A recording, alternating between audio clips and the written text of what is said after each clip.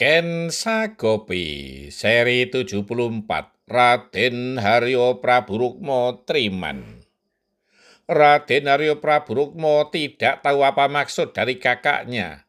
Prabu Basudewa memanggilnya, namun ia tidak mungkin untuk menolaknya. Maka di sore hari itu, ia segera menghadapnya. Dimas Rukmo, kau sengaja aku panggil seorang diri. Marilah, masuk ke pendopo belakang, berkata Prabu Basudewa. Raden Haryo Prabu Rukmo pun menuruti permintaan kakandanya itu. Membuat hati ini berdebar-debar, Kang Mas. Apakah Kang Mas akan memerintahkan Rukmo untuk gecak perang negeri tetangga, Kang Mas? Bertanya Raden Haryo Prabu Rukmo dengan menebak. Bukan watak kita untuk menjajah negeri tetangga, Dimas. Aku ingin menata negeri ini dengan sepenuh hati, berkata Prabu Basudewa. Rukmo selalu siaga untuk menerima titah raja. Ada perintah apa, Kang Mas? Bertanya Raden Haryo Prabu Rukmo. Ya, ada perintah untukmu, Dimas. Namun bukan tugas negeri, tetapi permintaan tolong seorang kakak kepada adiknya yang masih legan, belum berkeluarga, berkata Prabu Basudewa. Membuat hati ini semakin berdebar-debar, Kang Mas. Segera perintahkan, Rukmo dengan senang hati akan menjalankannya, berkata Raden Haryo Prabu Rukmo, yang sama sekali tidak mengerti arah pembicaraan dari Prabu Basudewa kakaknya itu. Rukmo, apakah kau masih ingat kepada Sagopi? Ken Sagopi? Bertanya Prabu Basudewa. Ya, Rukmo ingat, Kang Mas, jawab Raden Haryo Prabu Rukmo heran.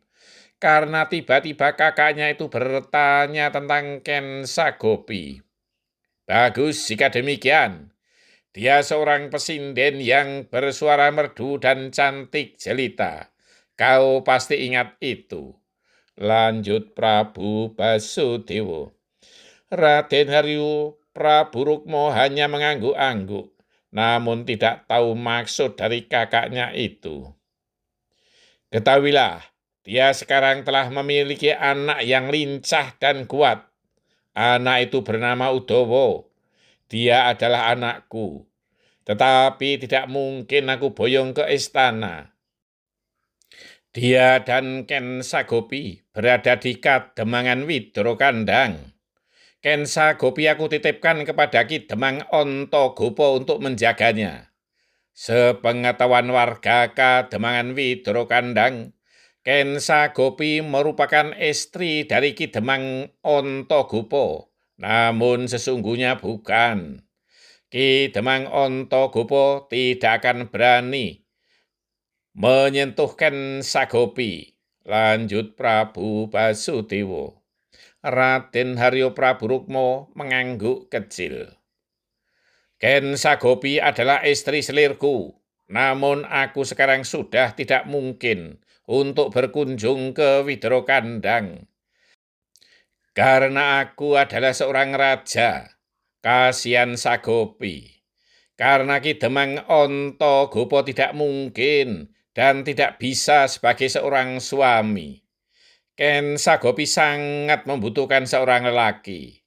Oleh karena itu, aku akan memberikan Ken Sagopi sebagai triman untukmu, Dimas, berkata Prabu Basudewa.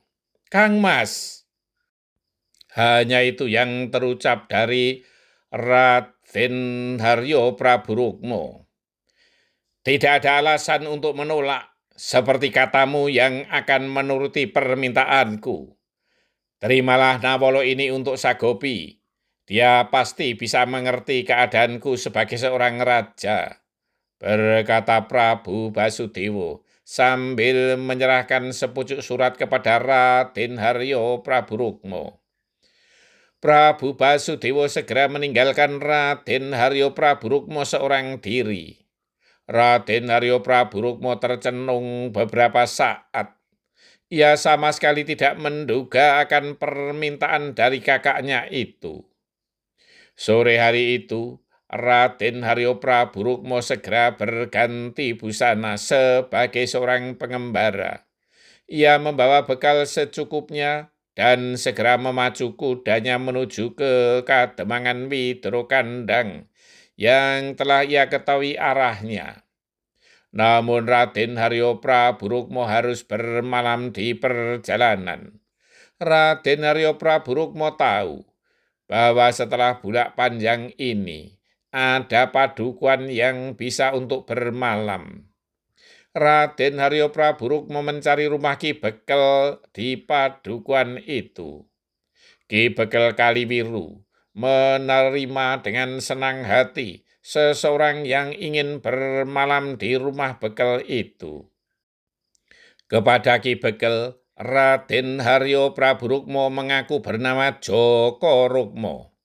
Ki dan Nyi Bekel menerima dengan ramah dan bahkan menyediakan tempat yang sangat layak bagi seorang pengembara. Demikian juga sajian makan malam untuk malam itu. Bersambung. Sambutlah setiap tamu dengan layak dan sepantasnya.